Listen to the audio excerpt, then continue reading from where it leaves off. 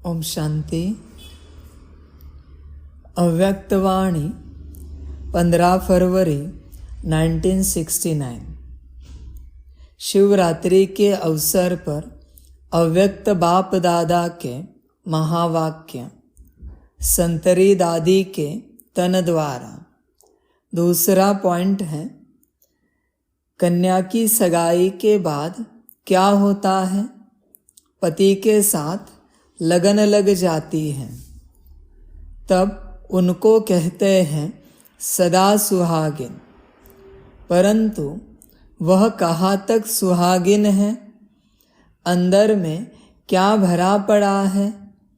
कन्या 100 ब्राह्मणों से उत्तम गिनी जाती है। सगाई करने के बाद अशुद्ध बनने कारण आंतरिक अभागिन है। यह किसको भी पता नहीं है। बाप ही बतलाते हैं सदा सुहागिन कौन है। सदा के लिए परमात्मा से पूरी लगन रहे, वो सदा सुहागिन है। बाबा कहते हैं कन्या की सगाई के बाद क्या होता है? पति के साथ लगन लग जाती है, तब उनको कहते हैं सदा सुहागिन।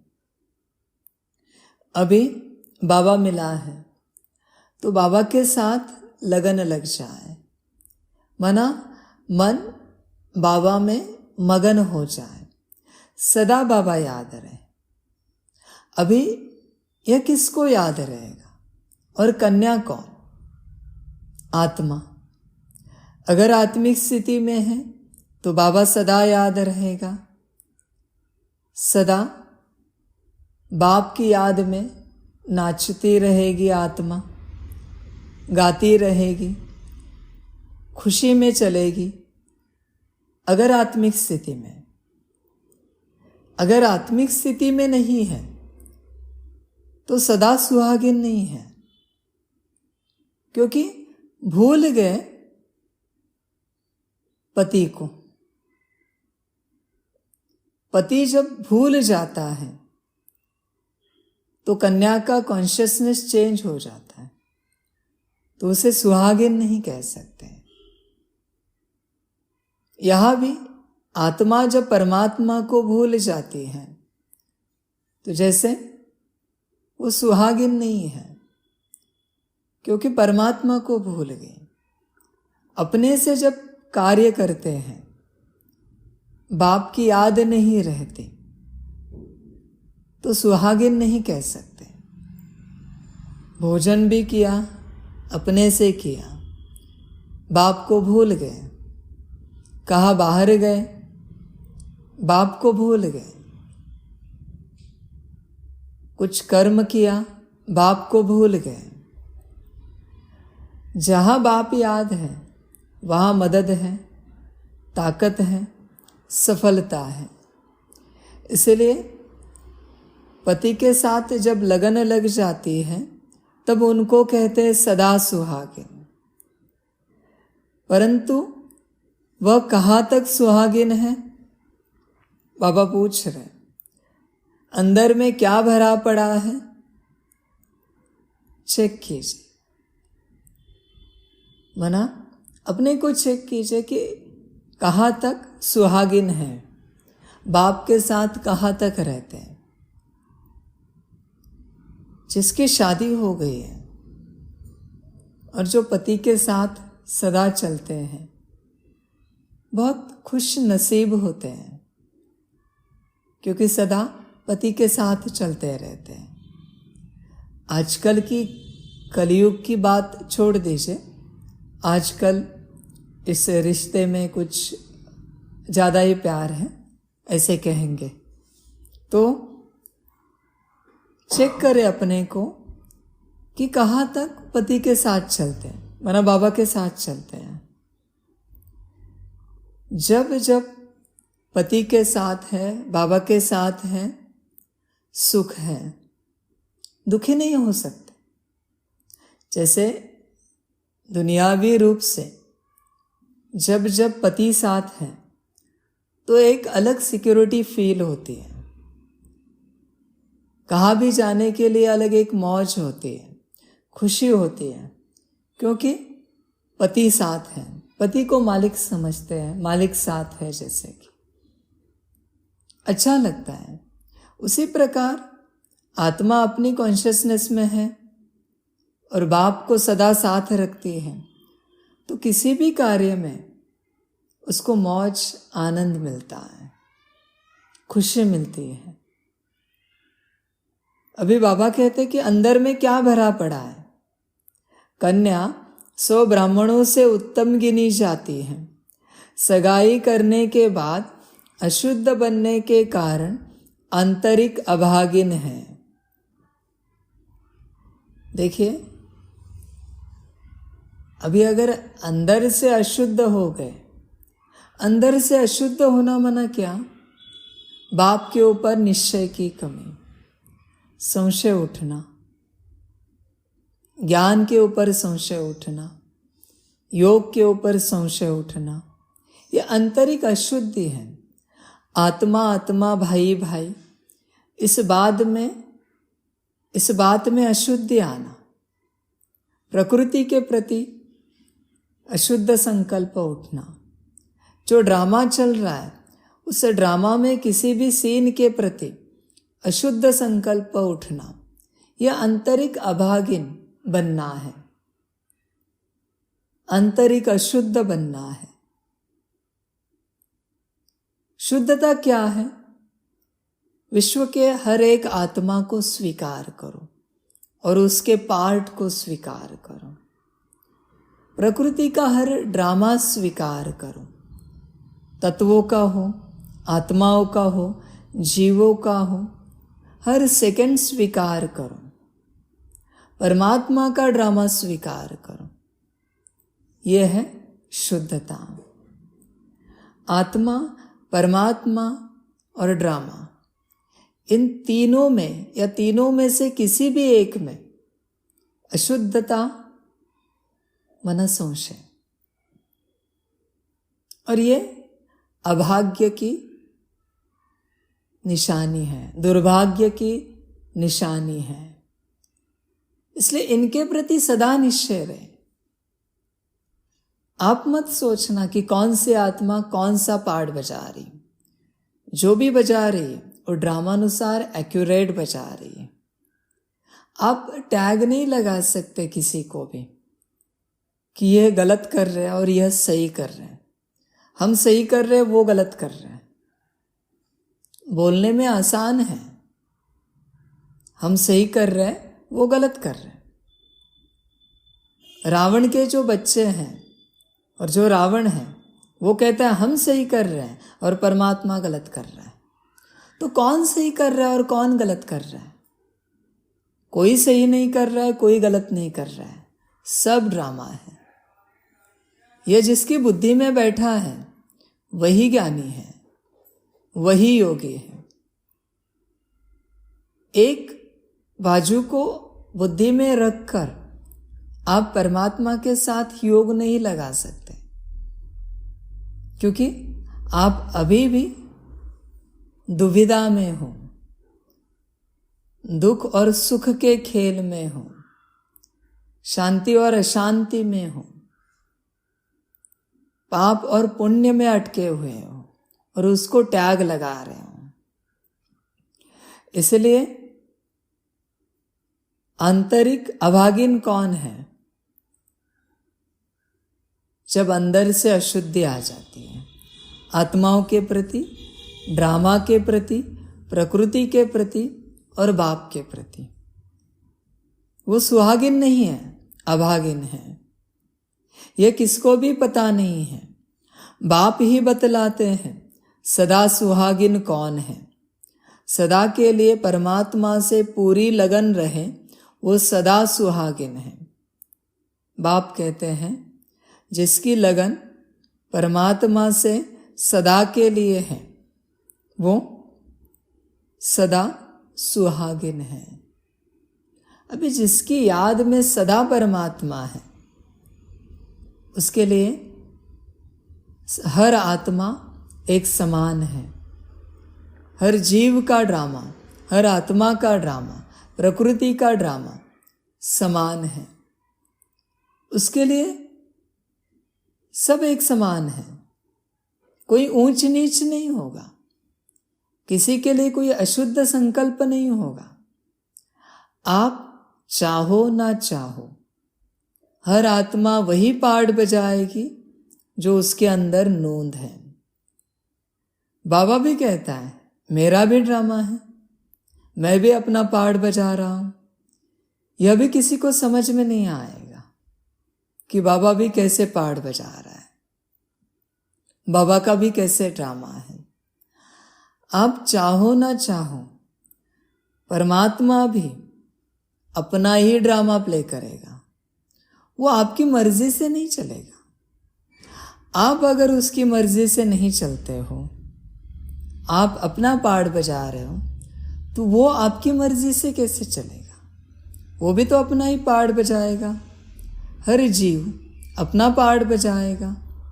बाबा खुद कहते हैं आदि से, कल्प पहले मक्खी जहाँ से उड़ी थी, अगले कल्प में भी मक्खी वहाँ से उड़ेगी। माना हर कण में ड्रामा नोंद है। यह जिसे समझा है वही ज्ञानी है, वही योगी है। बाकी तो बस अज्ञान में चल रहे हैं, क्योंकि उन्होंने ज्ञान को समझा नहीं। इसको उसको परमात्मा को टैग लगाते जा रहे, प्रकृति को टैग लगाते जा रहे, ड्रामा को टैग लगाते जा रहे। अज्ञानी है। किसी के भी मुंह से अज्ञानी का लक्षण आपको बताते हैं। किसी के भी मुंह से जब किसी भी आत्मा के लिए अशुद्ध बोल निकलते हैं कि फलानी आत्मा ऐसी ऐसी है, अशुद्ध बोल, समझ लीजिए वो अज्ञानी है। ये प्रमाण है अज्ञानता का। वो आत्मा अशुद्ध है, यह कहने का आपको अधिकार किसने दिया? अभी तक इतने वर्षों में परमात्मा ने कभी नहीं कहा। उसके सारे बच्चे होकर, संतानें होकर, कभी उसने कहा नहीं किसी आत्मा के लिए कि फलानी आत्मा अशुद्ध है। तो आप कैसे कह सकते हैं? अभी तक उसने माया के लिए भी कभी गाली नहीं दी, कभी बुरा नहीं बोला है।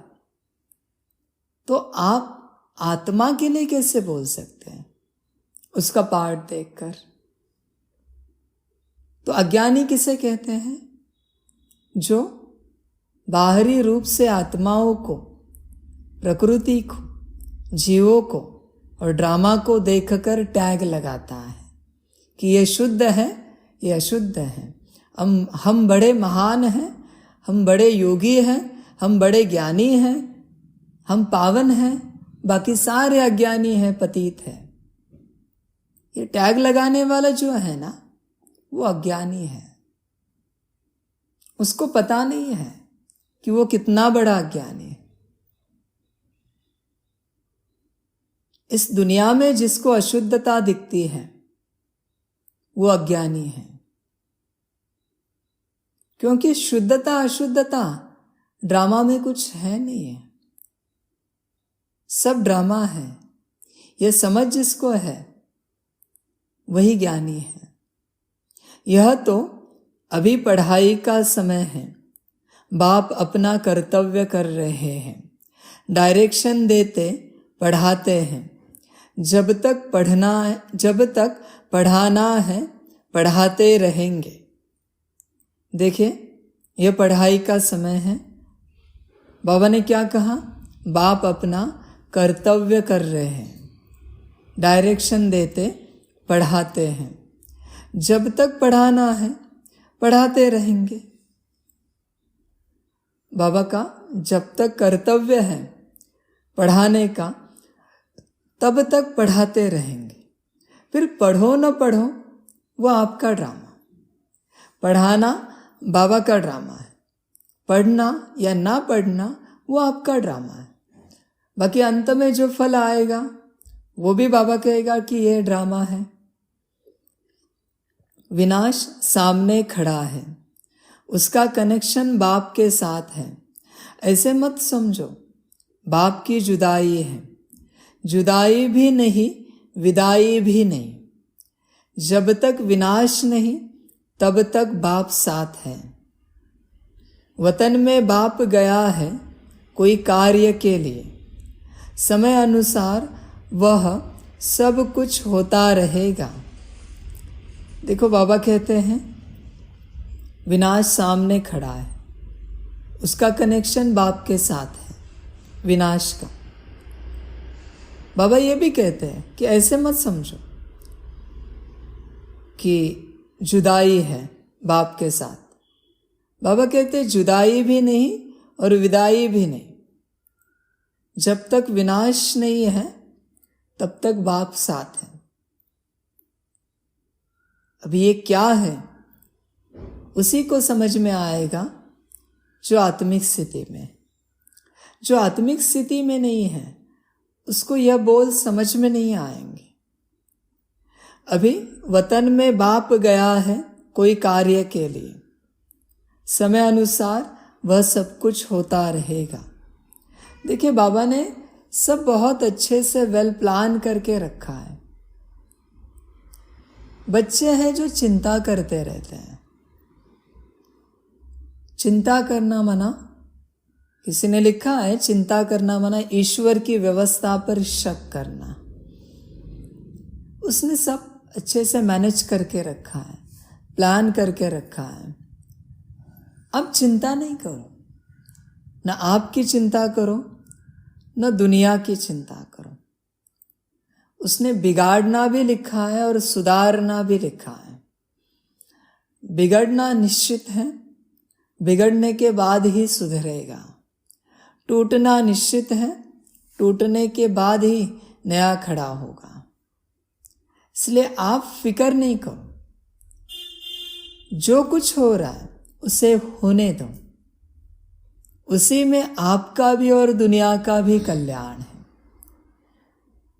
जो कुछ हो रहा है उसे संकल्पों से रोकने की कोशिश मत करो। आखिर वह होकर ही रहेगा, आप चाहो ना चाहो, क्योंकि वह ड्रामा में नूंद है। आपके चाहने से जल्दी होगा या ना चाहने से होगा नहीं, ऐसे नहीं होगा। आपके चाहने से भी आपकी जिंदगी नहीं चलती, आपका एक सेकंड नहीं चलता, तो ड्रामा तो बहुत दूर की बात है। इसलिए जो कुछ हो रहा है वो कल्याणकारी है। अकल्याण का टैग मत लगाओ। जिनको लगता है कि अकल्याण हो रहा है वो अपना खुद का अकल्याण कर रहे हैं। क्यों? क्योंकि वह ईश्वर की व्यवस्था पर, मैनेजमेंट पर शक कर रहे हैं। उनको लग रहा है ये सब अकल्याण हो रहा है, या ऐसे नहीं होना चाहिए। ये उनकी बुद्धि कहती है। क्यों? क्योंकि बुद्धि अशुद्ध है। इसलिए बाबा कहते कि समय अनुसार वह सब कुछ होता रहेगा जो होना है। बच्चे फिक्र ना करें, इसमें न कोई विदाई है न जुदाई। जुदाई लगती है, तुमने विदाई दी थी, अगर विदाई दी होगी तो जुदाई भी होगी, विदाई नहीं दी होगी तो जुदाई भी नहीं होगी। यह ड्रामा के अंदर पार्ट चलता रहता है। बाबा कहते हैं न विदाई है न जुदाई है, सब ड्रामा है। बाप का खेल चल रहा है, खेल में खेल चलता रहेगा। आगे तो बहुत ही खेल देखने हैं। इतनी हिम्मत है? बाबा कहते हैं बाप का खेल है, खेल में खेल चलेगा। आगे बहुत खेल दिखेंगे, इतनी हिम्मत रखना देखने की। खेल में खेल चलेगा। बाबा सारी दुनिया को कंफ्यूज करके छोड़ेगा, सारी दुनिया को। बाप कहाँ बैठा है, कैसे बैठा है, क्या कर रहा है, क्या नहीं कर रहा है, किसी को नहीं समझ में आएगा। हमेशा याद रखिए, बाप किसी की जागीर नहीं है, किसी की प्रॉपर्टी नहीं है कि किसी के हिसाब से चले। हमेशा याद रखना, आप सब उसकी प्रॉपर्टी हो। वो आपके हिसाब से नहीं चल सकता, वो आपको अपने हिसाब से चलाएगा, उतनी ताकत है उसमें, लेकिन वो कभी चलाता नहीं। बाप अपने बच्चों को अपने हिसाब से नहीं चलाता। बाप को अगर अपने बच्चों को अपने हिसाब से चलाना होता तो कब का सतयुग आ जाता। लेकिन इस बात को हमेशा याद रखना कि वो आपके हिसाब से बिल्कुल नहीं चलेगा। आपने जो सोचा है उसके लिए वो कभी नहीं करेगा वैसा, क्योंकि वो आपकी सोच है। वो वही करेगा जो उसको करना है दुनिया के कल्याण के लिए। इसलिए बच्चे इस बात को समझ लें कि बाप उनके हिसाब से कभी नहीं चलेगा। जब मजबूरी होती है, बच्चे चलाते हैं, तब वो चलता है, लेकिन उसका भी हिसाब किताब देना पड़ेगा अंत समय में। अगर बाप को चलाएंगे, किसी भी रूप से बाप को चलाएंगे तो हिसाब किताब देना पड़ेगा, समय आएगा। इसलिए हमेशा याद रखिए कि बाप कभी किसी के हिसाब से नहीं चलता, वो अपने हिसाब से चलेगा। इसलिए बाबा कहता है, आगे तो बहुत ही खेल देखने पड़ेंगे। इतनी हिम्मत है खेल देखने की। बाबा कहेगा एक और करेगा दूसरा। अभी तक बाबा ने कहा आत्मा अंडे मिसल है, और कल की मुरली में बाबा कहता है, कल परसों की मुरली में, कि आत्मा अंडे मिसल है ही नहीं, आत्मा तो स्टार मिसल है, सितारे मिसल है। इसलिए वो कहेगा एक और करेगा दूसरा, लेकिन आपको समझना पड़ेगा वो कैसा है। आप अगर उसके एक स्वरूप को लेकर बैठे हो कि वो ऐसा ही है, तो आप फंस जाओगे। वो किसी और स्वरूप में आपके सामने आएगा, फिर चिंता लगेगी कि ऐसे भी हो सकता है, वैसे भी हो सकता है। बाप के लिए कुछ भी हो सकता है, क्योंकि उसने खेल रचा है। बाबा कहता है ना कि ठोक ठोक के देखूंगा निश्चय कितना है, फिर राजाई दूंगा। ऐसे ही राजाई नहीं देगा बाप। इसलिए इस गलत फहमी में नहीं रहना कि बाप आपके हिसाब से चलता है। जब चाहे जहां चाहे बाप को बुलाया, जैसे चाहे बाप को बुलाया और बाप आया। इस गलत फहमी में नहीं रहना। बाप अपने हिसाब से ही चलता है, और चलाओगे तो हिसाब किताब भी देना पड़ेगा अंत में। जब हिम्मत रखेंगे तब बहुत देखेंगे, आगे बहुत कुछ देखना है। इस सेंटेंस को याद रखना सभी, आगे बहुत कुछ देखना है। वो समय शुरू हुआ है बहुत कुछ देखने का। बाप के कितने स्वरूप देखेंगे, क्या क्या देखेंगे, कहाँ कहाँ देखेंगे। जो आत्मिक स्थिति में आ चुके हैं ना, उन्हें फिक्र नहीं है बाप कहाँ बैठा है, क्या कर रहा है। जो आत्मिक स्थिति में नहीं है, जो आत्मिक स्थिति के पढ़ाई में नहीं चलते, वो संशय में चलेंगे, उन्हें फिक्र लगी रहेगी। अंत में बाप कहाँ कहाँ जाएगा, वो भी घूमेगा और आपको भी घुमाएगा। ऐसे चक्कर लगाएगा ना, लगेगा आज यहां बैठा है कल वहां बैठा है, घुमाता रहेगा। लेकिन जो आत्मिक स्थिति में बैठे हैं वो निश्चिंत रहेंगे। बाप को पाकर भी करना क्या है, किसी भी रूप में बाप को पाकर, बाप से मिलन मनाकर करना क्या है, आत्मिक स्थिति में आना है। बाप को पाकर भी आत्मिक स्थिति में नहीं आए तो पाके मतलब क्या है? टीचर को पाके, सदगुरु को पाके पढ़ाई पढ़नी है। बस ये नहीं कहना कि सदगुरु हमारे पास बैठा है, टीचर हमारे पास बैठा है, टीचर हमारा बाप है। क्या मतलब है उस बात का अगर पढ़ाई नहीं पढ़ रहे हो? भले दिन रात बाप से मिलन मना रहे हो, लेकिन पढ़ाई नहीं पढ़ रहे हो तो उस मिलन का मतलब क्या है? क्या करेंगे उस मिलन के लिए? उस मिलन से प्राप्ति क्या होगी? इसलिए जब हिम्मत रखेंगे तब बहुत देखेंगे। बहुत कुछ देखना है, अभी शुरू हो रहा है और हो भी गया है बहुत कुछ देखने का। बाप ऐसे ही किसी के हाथ नहीं लगेगा। वो कोई सब्जी मंडी की सब्जी नहीं है कि किसी भी मार्केट से उठा लिया, या किसी किराने माल के ग्रोसरी शॉप का कोई धान्य नहीं है कि कहां से भी बाप को उठा लिया। हमेशा याद रखिए, वो आसानी से नहीं मिलेगा। उसको पाने के लिए वो बुद्धि को ठोकेगा, मन को ठोकेगा। वो मिलेगा भी, लेकिन संशय बहुत उठाएगा। संशय इतना उठाएगा कि आपको लगेगा वो है ही नहीं इस स्वरूप में, और आपको संशय के चक्कर में ही घुमाता रहेगा। अगर निकल सके तो निकल लिए, फंस गए तो फंस गए। वो भी चतुर सुजान है।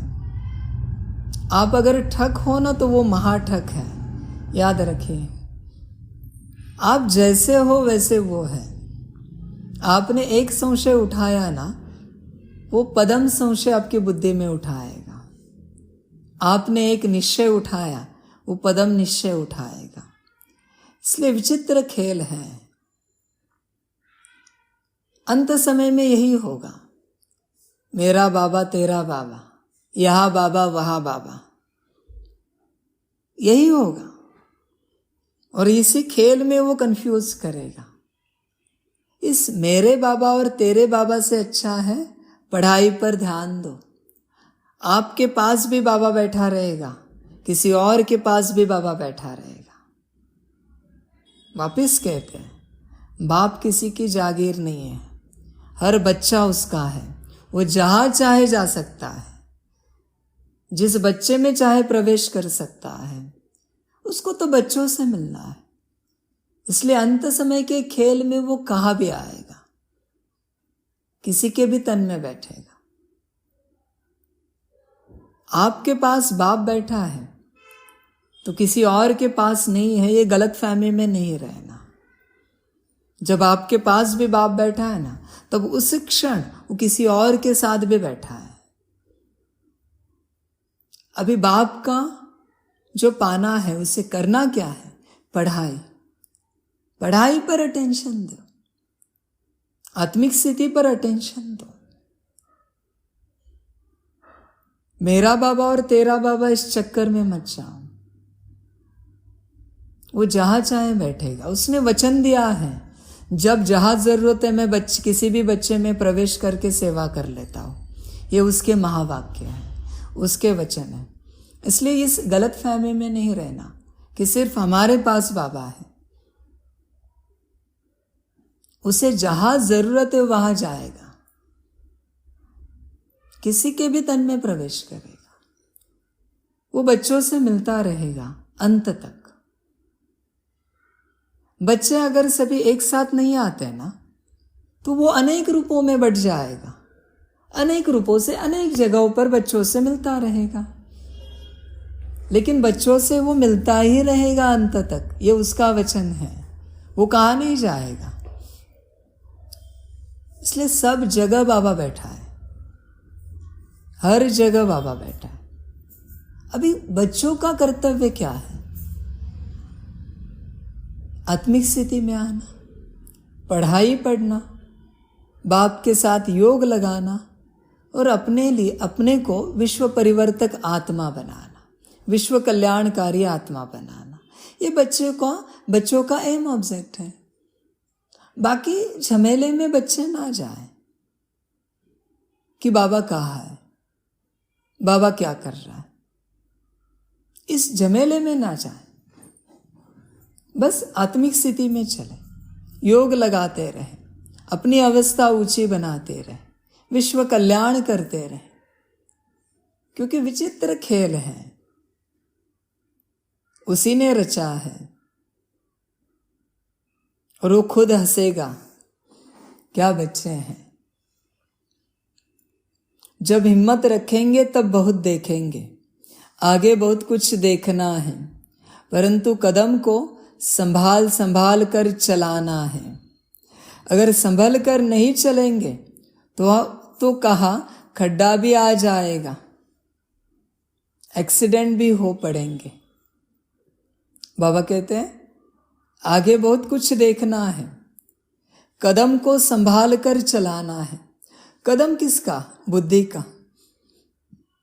कदम को अगर संभाल कर चलना है तो आत्मिक स्थिति का अभ्यास करते चलो। आपका कदम अपने आप उस दिशा में जाएगा जहां बाप बैठा है। बिना आत्मिक स्थिति के आप बाप को नहीं पहचान सकते। आत्मिक स्थिति के बिना योग नहीं लगा सकते उसके साथ, तो उसको पहचानना तो बहुत दूर की बात है, बहुत मुश्किल है। इसलिए आत्मिक स्थिति के बिना आपके कदम संभल कर नहीं चल सकते। देह अभिमान में खड्डे में ही गिरते रहेंगे, एक्सीडेंट ही होते जाएंगे देह अभिमान में। और जो आत्मिक स्थिति में है ना, वो निश्चिंत है, कहाँ भी रहे, कैसे भी रहे, वो निश्चिंत रहेंगे। अभी का जो समय है, उस समय में आत्मिक स्थिति वालों को ही बाबा मिल पाएगा। आत्मिक स्थिति वाले ही बाबा को पहचान पाएंगे। अभी तक मौज मस्ती चली, खेल पाल चला, अभी अंत का समय आ चुका है। बिना आत्मिक स्थिति के बाबा से नहीं मिल पाएंगे, और बाबा मिलके भी नहीं मिल पाएगा। वो घूमते रहेंगे, यहाँ बाबा है, वहाँ बाबा है, वहाँ बाबा है, घूमते रहेंगे, सब जगह मिलते रहेंगे और कहेंगे यहाँ अनुभव नहीं हुआ, मधुबन जैसी फीलिंग नहीं आई, वहाँ आवाज अव्यक्त नहीं थी, यहाँ दृष्टि अव्यक्त नहीं थी, यहाँ टोली लेने के वक्त ये फीलिंग नहीं आएगी। ये सारे चक्कर में घन चक्कर होते रहेंगे, बुद्धि घन चक्कर होती रहेगी। घन माना सॉलिड, स्थूल, शब्द सही है। घन चक्कर होना माना बुद्धि स्थूल बन जाना, अति मंद बन जाना। स्थूल माना ऐसे टाइट, मानो बुद्धि काम नहीं कर पाएगी उनकी कि क्या सही है, क्योंकि आत्मिक स्थिति नहीं है। ऐसे ही घूमते रहेंगे सभी बच्चे। ये अंत समय का मजे वाला खेल है, इसलिए बाप सबके हाथ नहीं लगेगा। सिर्फ चाहना से और भावना से बाप नहीं मिलेगा, इस बात को याद रखना। बाप सिर्फ आत्मिक स्थिति वालों को ही मिलेगा, बाकी सब घूमते रहेंगे। यही अंत वाला खेल है। अभी ऐसे 25,000 30,000 के लॉट में बाप नहीं मिलेगा। आत्मिक स्थिति हो तो आकर बैठो। ये तो बाप से मिलकर भी अगर बिना आत्मिक स्थिति से बाप से मिलने आए ना, तो बाप भी ऐसे संशय उठेगा। वो भी विचित्र कलाकार है, वो भी जानबूझ के ऐसे संशय उठाएगा सामने वालों के मन में कि लगेगा कि यह बाप नहीं बैठा हुआ। बिना आत्मिक स्थिति वालों के लिए देह अभिमान में आ जाओ, वो ऐसे नटखटपना करेगा, लगेगा यहां बाप नहीं बैठा हुआ, और संशय उठाकर भाग जाएंगे। उसने भगा दिया, सौंसे उठवाकर। वो विचित्र कलाकार है, वो ऐसे ही करेगा। आत्मिक स्थिति वाले ही पहचान लेंगे उसे, और उसको पाने से करना क्या है ये समझ जाएंगे आत्मिक स्थिति वाले। बाकी सब घूमते रहेंगे, चक्कर लगाते रहेंगे, और न यहाँ मिला न वहाँ मिला, ऐसी अवस्था होगी। इसलिए बाबा कहते हैं आत्मिक स्थिति में आओ और बाप को पाओ। ठीक है? अच्छा, सभी बच्चों को बाप की पदम गुणा, याद, प्यार, गुड मॉर्निंग और नमस्ते। सदा खुश रहना, मौज में रहना और बाप की याद में रहना। और इस बात को पक्का बुद्धि में याद रखना कि आत्मिक स्थिति में रहना है, हम आत्मा हैं। बिना आत्मिक स्थिति के न योग होगा, न ज्ञान मिलेगा, न बाबा मिलेगा।